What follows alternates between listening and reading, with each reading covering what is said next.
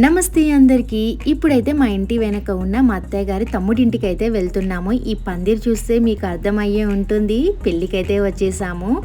పందిరి కింద అయితే కొంతమంది ముగ్గు వేస్తున్నారు. ఇక్కడ అందరినీ పలకరించేశాను. లోపల కూడా చాలా మంది చుట్టాలు ఉన్నారు. వాళ్ళని కూడా పలకరించేద్దాము, వచ్చేసేయండి.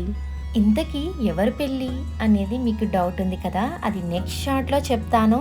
అప్పటి వరకు షార్ట్స్ అన్నీ మిస్ అవ్వకుండా చూస్తూ ఉండండి.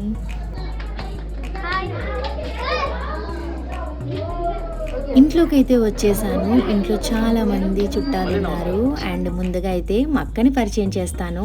ఇదిగోండి మా అక్క అందరి కోసం లంచ్ అయితే ప్రిపేర్ చేస్తుంది. ఈమె పెద్ద కోడలు, నేను చిన్న కోడలు. ఇంకా అందరినీ పలకరించేసి మా ఇంటికి అయితే వచ్చేసాము. ఇంకా అక్కడ కూర్చొని పెళ్ళికి ఏమేమి సామానం కావాలో అవన్నీ చూసుకుంటున్నాం అన్నమాట. పెళ్ళికి ముగ్గురు బాధ్యతలు తీసుకున్నారండి. అందులో మా అక్క, మా ఆయన కూడా ఉన్నారు. వాళ్ళకి తోడుగా నేను కూడా హెల్ప్ చేద్దామని ఇంకా బయటకైతే వచ్చేసాము.